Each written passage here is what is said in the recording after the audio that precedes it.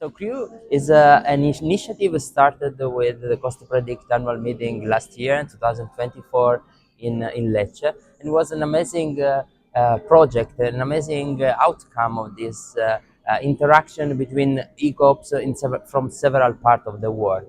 The real point, the real message that we want to create is the production of a network of knowledge, which is aiming to ocean literacy. We are trying to pass to all the people, all the community living in coastal zone all over the world, the main message about the importance of the ocean that has in our life. So for this reason, more than 50 ECOPs all over the world trying to gather and spread the knowledge. What they want to do is to aim to increase knowledge and awareness of the importance of the ocean for all the part of the world, and specifically for the Southern Ocean.